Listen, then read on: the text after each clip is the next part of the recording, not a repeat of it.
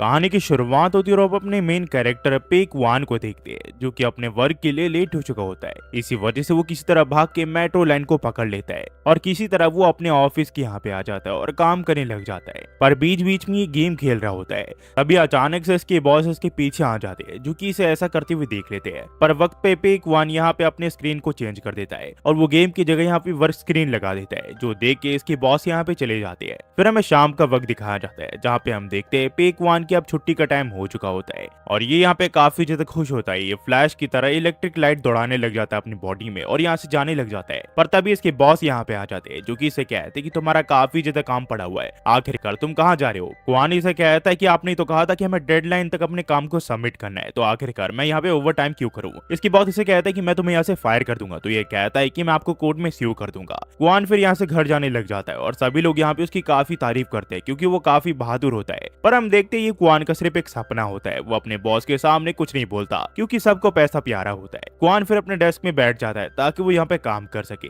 ये चीज से काफी ज्यादा फ्रस्ट्रेट हो चुका होता है, क्योंकि ये 24 घंटे यही कर रहा होता है। क्वान को अपनी ये जिंदगी बिल्कुल भी पसंद नहीं होती, पर क्वान कुछ भी नहीं कर सकता। फिर हम देखते हैं क्वान को काम करते करते यहाँ पे काफी देर हो जाती है। तभी क्वान के दोस्त का उसके फोन पे मैसेज आ जाता है, जिसे वो पढ़ने लग जाता है और उसके साथ बातें करने लग जाता है। पर गलती से इसका जो फोन है वो डस्टबिन में गिर जाता है और क्वान अपने फोन को उठाने लग जाता है। पर इससे पहले वो अपने फोन को उठाता है, यहाँ पे उस डस्टबिन से अजीब सी चीजें निकलने लग जाती है, जिन्हें देख के क्वान काफी हैरान होता है। उतने में इसके सामने एक पोर्टल अपीयर हो जाता है और वो पोर्टल इसे अपने अंदर खींच लेता है। अगले पल जब क्वान की आंखें खुलती है तो वो एक डॉम के अंदर होता है और उसका दोस्त मा यांग उसे उठा रहा होता है। वो इसे बताता है कि उसे जल्दी करना चाहिए, वरना यहाँ पे उसकी अटेंडेंस मिस हो जाएगी, जिसके बाद टीचर उसके ऊपर गुस्सा करेंगे। यहाँ पे ये काफी ज्यादा शॉक होता है, क्योंकि ये अपने फ्रेशमैन ईयर्स पे पहुंच चुका होता है। ये साल होता है 2009। इसका मतलब पेक वान सीधा 10 साल पीछे आ चुका है। ये इन सारी चीजों को समझ ही रहा होता है, तभी इसका सिस्टम इसके सामने अपीयर हो जाता है और यहाँ पे इसकी सारी डिटेल लिखी होती है कि ये कितना कमाता है, इसकी एज कितनी है और ये किस यूनिवर्सिटी में पढ़ता है।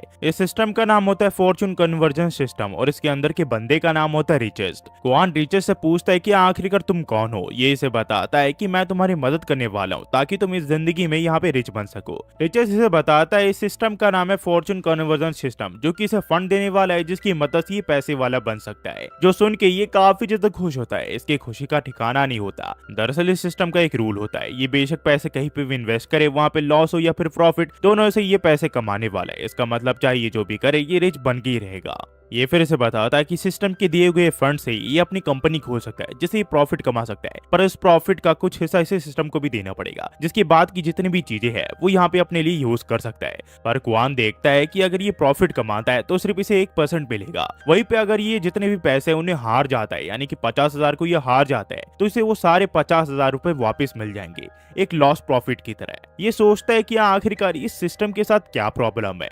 पर तभी इसे एक आइडिया आता है कि अगर ये सारे पैसे हार गया तो ये सारे पैसे इसके पर्सनल एसेट की तरह बन जाएंगे, जिसे ये खुद के लिए यूज कर सकता है। क्वान फिर इसकी सारी शर्तों के लिए मान जाता है। रिचेस फिर इसे अगला स्टेप बताता है, जो कि एक वार्निंग की तरह होता है कि ये जानबूझ के कहीं भी पैसे नहीं लगा सकता, न ही ये जानबूझ के कहीं भी पैसा उड़ा सकता है। अगर उसने ऐसा किया तो उसके साथ जो भी होगा उसका सिर्फ भगवान ही मालिक है, रिचेस कुछ नहीं कर सकता। ये फिर इसे अपने कंपनी की कैटेगरी चुनने के लिए कहता है और उसी के साथ उसका नाम भी। पर क्वान कहता है कि मुझे थोड़ा समय चाहिए इन सभी को फिगर आउट करने के लिए, तो ये कहता है कि ठीक है, मैं थोड़े समय बाद आता हूँ। क्वान फिर यहाँ पे रिसर्च करने लग जाता है कि आखिरकार उसे ऐसी कौन सी कैटेगरी चुननी चाहिए जहाँ पे सिर्फ इसे लॉस ही होगा, और ये डिसाइड करते ये सारे पैसे गेम में लगा देगा, क्योंकि गेमिंग इंडस्ट्री में सक्सेस पाना काफी मुश्किल होता है और ये जल्द ही बैंकरप्ट हो जाएगा। ये इसी के साथ एक ऐसा भी गेम बनाएगा जो कि बिल्कुल भी एंटरटेनिंग नहीं होगा और ये अपने सारे पैसे हार जाएगा। रिचेस फिर यहाँ पे आ जाता है और इससे पूछता है कि आखिरकार तुम्हारी कैटेगरी क्या है। ये इसे बताता है इसकी गेमिंग कैटेगरी है। रिचेस फिर इसके कंपनी का इससे नाम पूछता है। क्वान यहाँ पे तंगड़ा टेक्नोलॉजी बोलता है, पर वो कहता है कि नहीं, मुझे ये नाम नहीं रखना। पर रिचेस इसकी कंपनी का यही नाम रख देता है और बताता है कि अपने कंपनी का नाम आप चेंज नहीं कर सकता। पर जाने से पहले ये दोबारा से इसे वार्न करके जाता है ये कहीं पे भी अपने फालतू पैसे ना उड़ाए, क्योंकि ये इसके लिए काफी बुरा हो सकता है। क्वान को फिर एक टाइम लिमिट मिलती है, जो कि होती है 14 दिन की, जिसके अंदर इसे गेम डेवलप करके इस गेम को पब्लिश करना है। पर इसे गेम डेवलप करना आता ही नहीं है। तभी इसका बेस्ट फ्रेंड मायांग यहाँ पे आ जाता है, जो कि इसे पूछता है तुम यहाँ पे क्या कर रहे हो। ये इसे कहता है कि मैं तुमसे कुछ पूछना चाहता हूँ, क्या एक गेम को डेवलप करना वो भी 2 हफ्ते के अंदर, ये इम्पॉसिबल है क्या? मायांग इसे बताता है ये बिल्कुल भी इम्पॉसिबल नहीं है, और वो इसे एक साइट के बारे में बताता है जिसका नाम इसरो होता है, जिसकी मदद से ये किसी भी तरह के गेम को बना सकता है। और हाँ, इस साइट में ये सिर्फ बेसिक गेम बना सकता है और क्वान को इसी की जरूरत होती है। ये फिर यहाँ सोचने लग जाता है कि आखिरकार ये किस तरह का गेम बनाए, और काफी देर सोचने के बाद ये कार रेसिंग को चुनता है, जो कि 20,000 की होती है, और वो इसे खरीद लेता है और इस गेम को डेवलप करने लग जाता है। ये यहाँ पे कस्टमाइज कर देता है इस गेम को, जिसमें इस गेम को काफी ज्यादा डिफिकल्ट बना देता है। जैसे कि किसी यूजर को अगर ये गेम कंप्लीट करना है तो उसे करीब इस गेम में 8 घंटे बिताने पड़ेंगे, और इसी के साथ ये रोडो को भी काफी ज्यादा डिफिकल्ट बना देता है। और इस गेम का प्राइस ये 1 युआन रखता है, ताकि लोग इसे खरीदे ही ना।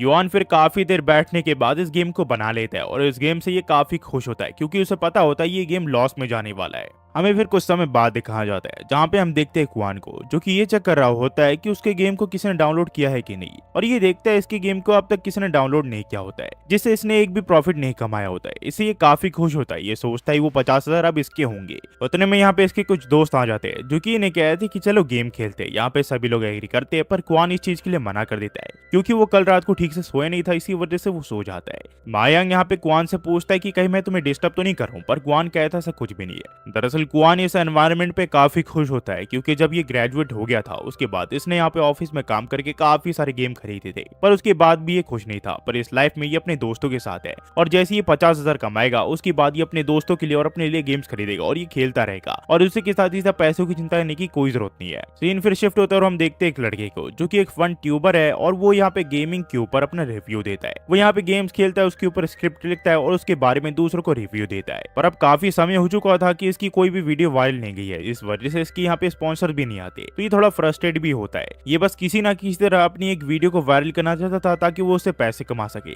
तभी यहाँ पे इसे क्वान की लॉनी डेजर्ट रोड दिखती है, और ये इस गेम को डाउनलोड कर लेता है। ये सोचता है कि अगर ये गेम अच्छा निकला तो इसके ऊपर वीडियो बना के ये काफी सारे पैसे कमा सकता है। ये फिर क्वान का इस गेम को डाउनलोड कर लेता है और इसे खेलने लग जाता है, पर हर बार ये यहाँ पे आउट होने लग जाता है। इसे कुछ समझ नहीं आ रहा होता कि आखिरकार ये गलत क्या कर रहा है। इस चीज से ये काफी ज्यादा फ्रस्ट्रेट हो जाता है, क्योंकि ये काफी घंटों से इसी गेम को खेल रहा होता है, पर बार बार ये इस गेम को कंप्लीट नहीं कर पा रहा होता है, और उसी के साथ 3-4 घंटे खेलने के बावजूद ये इस गेम को पूरा नहीं कर पाता। ये काफी ज्यादा गुस्सा हो जाता है और सोचता है ये गेम को डिलीट कर देगा। तभी इसके स्क्रीन के सामने कुछ लिखा हुआ होता है, जो कि होता है क्या तुम पता लगाना चाहते हो कि फिनिश लाइन की दूसरी ओर क्या है, जिससे ये थोड़ा मोटिवेट हो जाता है और इस गेम को थोड़ा कंफर्टली खेलने लग जाता है, और इस पे थोड़ा ध्यान देने लग जाता है, और किसी तरह ये इसे मास्टर कर लेता है। ये अपने मन को किसी तरह शांत करके इस गेम को खेलने लग जाता है, और पूरे 8 घंटे और 45 मिनट के बाद ये इस गेम को कंप्लीट कर देता है। इस गेम को कंप्लीट करने के बाद इसकी आंखों से आंसू होते हैं, और उसी के साथ ही खुश भी होता है, और ये सोचता है कि आखिरकार अब ये गेम इसे क्या रिवॉर्ड देने वाला है फिनिश लाइन को पूरा करने के लिए। पर उस गेम में लिखा था कि कांग्रेट्स, तुमने अपनी जिंदगी के 8 घंटे वेस्ट कर दिए। इस चीज से ये काफी ज्यादा फ्रस्ट्रेट हो जाता है और शॉक में भी होता है। हमें फिर अगले दिन क्वान को यूनिवर्सिटी के यहाँ दिखाया जाता है, जहाँ पे रिचर्ड से पूछते क्या तुम मुझे बता सकते हो कि आखिरकार अब तक मेरे गेम ने कितना प्रॉफिट बनाया है। रिचर्ड से बताता है कि कुछ ही लोगों ने अब तक इसकी गेम को डाउनलोड किया है, और इसका प्रॉफिट अब तक सिर्फ 367 युआन का हुआ है, जो कि काफी कम होता है, और ऐसे ही चलते रहा तो ये 50,000 इसके होंगे। तभी ये 2 लोगों की बात सुनता है, जो कि उसी फन ट्यूबर के बारे में बात कर रहे होते हैं जिसने इसकी गेम के ऊपर रिव्यू दिया होता है। और जैसे ये लोग यहाँ पे 8 घंटे वाले लंबे गेम के बारे में बात करती है, ये समझ जाता है ये इसी का गेम है, जिसे अब करीब 8,000 लोगों ने डाउनलोड कर लिया होता है। ये समझ जाता है इसने अगर मौके पे कुछ नहीं किया तो ये सारे पैसे को हार जाएगा। ये फिर अपने डॉम के यहाँ पे चले जाता है, जहाँ पे अपने गेम्स के रिव्यू पढ़ता है, जो कि काफी बुरे होते हैं और कुछ अच्छे भी होते हैं। उतने में माइंग यहाँ पे उसे उस फन ट्यूबर की वीडियो दिखाता है जिसने इसके गेम के ऊपर रिव्यू दिया होता है, और ये उसी वीडियो को देख रहा होता है, और ये वीडियो वायरल चली गई होती है, जिस वजह से सभी लोग इसके लॉनली डेजर्ट गेम को एक बार ट्राई करके देखना चाहते थे। क्योंकि आपको पता सभी के अंदर कीड़ा होता है, जो चीज करने के लिए उन्हें मना किया जाता है लोग वही करते हैं। इस फन ट्यूबर ने इस गेम को काफी घटिया रिव्यू दिया होता है, पर फिर भी लोग यहाँ पे इसे डाउनलोड कर रहे होते हैं। माइंग फिर से कहता है कि चलो इसे ट्राई करके देखते हैं, पर ये चीज के लिए मना कर देता है और कहता है कि मुझे कुछ काम करना है। क्वान इतनी ज्यादा पब्लिसिटी देख के ये सोचता है कि इस गेम को बुरा भला कहेगा, जिस वजह से लोग यहाँ पे इस गेम को खेलना ही छोड़ देंगे। पर वो फिर सोचता है इसके कमेंट करने से कुछ नहीं बदलने वाला, क्योंकि लोग सिर्फ क्यूरियोसिटी में इस गेम को खेल रहे हैं, वरना ये गेम तो सबसे ज्यादा घटिया है। कुछ देर के बाद मायांग भी उस गेम को खेल लेता है, जिसे खेलने के बाद ये काफी ज्यादा फ्रस्ट्रेट होता है। वो कहता है ये गेम सिर्फ एक स्कैम के अलावा कुछ नहीं है, सचमुच ये काफी घटिया गेम है। पर ये इस गेम को क्वान को भी ट्राई करने के लिए कहता है। क्वान इस चीज के लिए मना कर देता है। ये फिर अपने सिस्टम की तरफ देखता है, जहाँ पे इसके पास सिर्फ 7 दिन बचे होते हैं अपने गेम को लॉस करवाने के लिए। पर ये समझ चुका होता है इसके हाथ से अब बात निकल चुकी है, अब वो 50,000 युआन इसके कभी भी नहीं हो सकती। सीन फिर शिफ्ट होता है और हम देखते हैं एक बड़ी कंपनी के यहाँ पे, जहाँ हम देखते हैं एक हॉट सी सिक्योरिटी को। इसकी बॉस को क्वान की गेम के बारे में पता चल चुका होता है, तो वो उसे कहते हैं इस गेम को खरीद लो। पर इसकी सेक्रेटरी से समझाती है इससे हम बिल्कुल भी प्रॉफिट नहीं करने वाले, तो इसे एक्वायर करने से कोई फायदा नहीं है। ये इसे बताता है कि उसे प्रॉफिट से बिल्कुल भी मतलब नहीं है, वो अपने मार्केट में मोनोपोली चाहता है बस। इसकी सेक्रेटरी फिर से सड्यूस करके समझाने लग जाती है कि इस गेम को एक्वायर करने से कोई फायदा नहीं है, पर इसका बॉस इसे फायर कर देता है और कहता है कि तुम मेरे किसी काम की नहीं हो। हमें फिर कुछ समय के बाद क्वान को दिखाया जाता है, जो कि अपने सिस्टम में देखते हैं कि इसने 2 हफ्ते के अंदर कितना ज्यादा प्रॉफिट कमाया है, जो कि होता है 70,000 युआन का। इसका मतलब इसकी कंपनी अभी प्रॉफिट में है और 1% के हिसाब से इसके पास 907 युआन आए हैं, जिससे ये थोड़ा उदास हो जाता है। इसका सिस्टम इसे बताता है कि अब इसने इतने पैसे कमा लिया है तो सेकंड राउंड शुरू कर सकते हैं, जो कि है 3 लाख युआन का। पर रिचर्ड इसे ये भी बताता है कि हर एक राउंड के बाद जो इसका फंड है वो बढ़ता जाएगा और ये इसमें कुछ भी नहीं कर सकता। ये फिर सोचता है कि अगर ये 3 लाख युआन हार जाए तो इसके पास काफी सारे पैसे होंगे जिससे ये काफी कुछ कर सकता है। पर 3 लाख युआन काफी ज्यादा होते हैं, जिसे खत्म करना काफी ज्यादा मुश्किल है, वो भी 30 दिन के अंदर, तो बहुत ही मुश्किल है। क्वान फिर अपने डॉम के यहाँ पे आ जाता है और ये काफी उदास होता है क्योंकि इसके पास सिर्फ 700 युआन होते हैं। पर ये सोचता है कि अगर ये इस बार 3 लाख युआन हार गया तो ये एक यूजलेस पर्सन की तरह अपनी जिंदगी बिता सकता है। तभी मायंग क्वान को यहाँ पे गेम खेलने के लिए बुला लेता है और पूछता है कि आखिरकार तुमने ऐसा चेहरा क्यों बना रखा है। पर बाद में क्वान इन सभी के साथ गेम खेलने के लिए राजी हो जाता है और ये सब के सब यहाँ पे गेम खेलने लग जाते हैं। पर मायंग की वजह से ये सभी लोग इस गेम को हार जाते हैं और सभी लोग इसके ऊपर गुस्सा करने लग जाते हैं। पर मायंग इसका दोषी क्वांग को ठहराता है क्योंकि वो इनके स्क्वाड का प्रो प्लेयर है और वो शुरू में ही मारा गया था। पर ये इसके ऊपर गुस्सा करते हुए कहता है कि ये सब उसकी गलती है और जब भी वो इनके साथ होता है ये लोग हार ही जाते हैं। तभी क्वान को एक आइडिया आता है और वो सोचता है वो इसकी मदद से अपने गेम में लॉस करवा सकता है।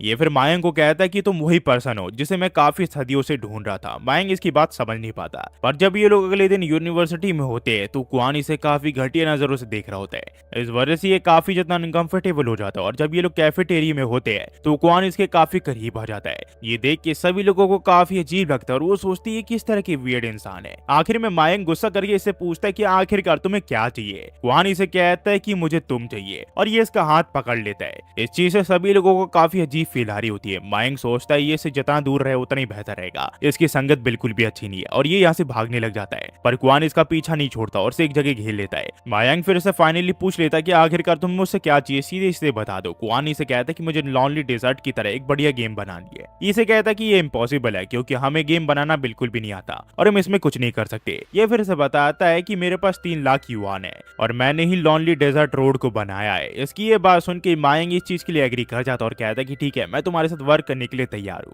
तो मुझे जो कहोगे वो मैं करने के लिए तैयार हूँ, पर आखिरकार मुझे करना क्या है। क्वान इसे कहता है मैं तो तुम्हें बाद में बताऊंगा, पर हाँ एक चीज है, इसके बारे में किसी को मत बताना कि हम एक गेम को डेवलप करें। ये कहता है कि ठीक है। मायंग फिर यहाँ से चले जाता है ताकि वो ये पता लगा सके कि आखिरकार ये गेम कैसे बना सकते हैं। क्वान इसे रोकने की कोशिश करता है पर मायंग यहाँ पे काफी सारी बुक ले आता है जिससे ये लोग गेम को बना सकते हैं। पर क्वान इसे समझाता है कि हमें इन बुक की कोई जरूरत नहीं क्योंकि हम इसरो की मदद से अपने गेम को बना सकते हैं, पर हाँ तुम जितनी मेरी मदद करोगे उतना ही मेरे लिए अच्छा होगा। मायंग फिर यहाँ पे उस बुक को पढ़ने लग जाता है, पर थोड़ी देर पढ़ने के बाद वो उसे रख के यहाँ पे सो जाता है। पर क्वान इस चीज के ऊपर काफी खुश होता है क्योंकि उसे एक ऐसी पर्सन चाहिए जिसके ऊपर बिल्कुल भी भरोसा ना किया जा सके। फिर हमें अगले दिन दिखाया जाता है जहाँ पे क्वान किसी गेम को चुनने लग जाता है ताकि वो उसे बना के पब्लिश कर सके। पर यहाँ पे जितने भी गेम्स होते हैं वो काफी कम रेंज के होते हैं और अगर इनमें से इसने किसी को खरीद लिया तो ये 3 लाख युआन को ठीक से उड़ा नहीं पाएगा। तो ये सोचने लग जाता है कि आखिरकार ये किस तरह के गेम को चुने। बाद में एक मोबाइल गेम को चुनता है जो कि होता है कार्ड गेम, जिसे काफी कम लोग खेलते हैं और लोग उसे डाउनलोड करने में थोड़ी हिचकिचाएंगे क्योंकि मोबाइल यूजर काफी ज्यादा कंजूस होते हैं। और ये उस गेम को खरीद लेता है जिससे ये काफी खुश होता है और कहता है कि मैं एक और महान गेम बनाने के लिए जा रहा हूँ। तब यहाँ पे मायंग आ जाता है जो कि कहता है इन चीजों को तुम यहाँ पे इतने महंगे में क्यों खरीद रहे हो जबकि तुम इन्हें सस्ते में खरीद सकते हो। पर असल में तो क्वान इतने महंगे में इन चीजों को खरीद रहा होता है ताकि वो यहाँ पे अपने पैसे स्पेंड कर सके, वरना ये 3 लाख कैसे स्पेंड करेगा इनके ऊपर। ये फिर से बहाना मारते हुए कहता है कि मैं एक बेस्ट कार्ड गेम बनाना चाहता हूँ, इसी वजह से मैं बेस्ट चीज खरीद रहा हूँ अपने गेम के लिए। क्वान फिर कंपनी के फंड से यहाँ पे मायंग को डिनर कराने के लिए ले आता है, जिस चीज से मायंग यहाँ पे काफी खुश होता है। तभी क्वान इसे कहता है कि मैं चाहता हूँ कि तुम पूरी स्टोरी को रीराइट करो। मायंग इसे बताता है कि खुद की स्टोरी बनाना काफी रिस्की हो सकता है इन्हें इस चीज से बिल्कुल भी प्रॉफिट ना हो। और जिस गेम को इसने खरीद रखा है वो है 3 किंगडम, जिसका नाम पहले से ही बना हुआ है। ये इसे कहता है अगर हमने ऐसा नहीं किया तो आखिरकार हम बड़े बड़े इनोवेशन कैसे करेंगे। और ये मायंग को खुली छूट देता है कि ये स्टोरी लाइन के साथ कुछ भी कर सकता है। तो यहाँ पे अपने दोस्तों के मुताबिक काफी अलग अलग चीजें बनाने लग जाता है। क्वान फिर मायंग को पकड़ते हुए कहता है कि वो एक जीनियस है और वो उसके साथ उसे फ्री में काम करने नहीं दे सकता, इसी वजह से वो उसे पर डे 3000 यूएन देने का वादा करता है। वहीं पे हमें उस आदमी के नए सेक्रेटरी को दिखाया जाता है जो कि इसे बताता है उनकी जो कंपनी है वो थ्री किंगडम्स में काम कर रही है, पर उस गेम को अब ज्यादा लोग नहीं खेलते, तो उस गेम को एक्वायर करने का कोई फायदा नहीं है।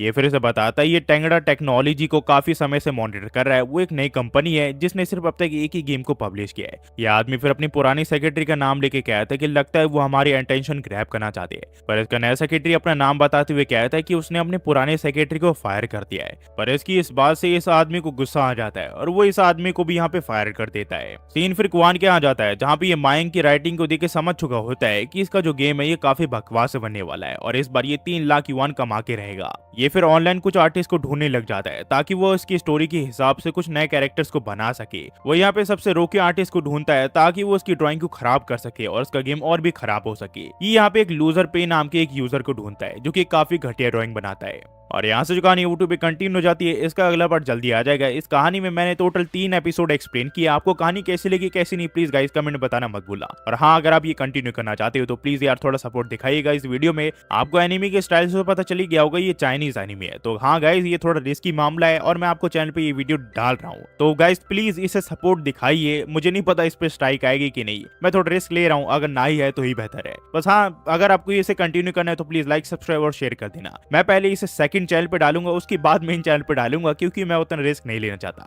जाते हुए सिर्फ इतना ही कहूंगा, thanks for watching, next video मिलता है, होपफुली आप सब बढ़िया होंगे। और हाँ, यहाँ से जो है ये मैं एक रॉ बात कर रहा हूँ, मैं आपको अपनी जिंदगी के हाल बता रहा हूँ। मैं यहाँ पे वीडियोस बना के बिल्कुल भी पैसे नहीं कमा पा रहा, तो गाइज यार जितने भी आप प्लीज थोड़ा सपोर्ट दिखाइए वीडियो में, थोड़ा कमेंट कर दीजिए और थोड़ा प्लीज रीच बढ़ा दीजिए वीडियो की। बस इतना ही कहना था।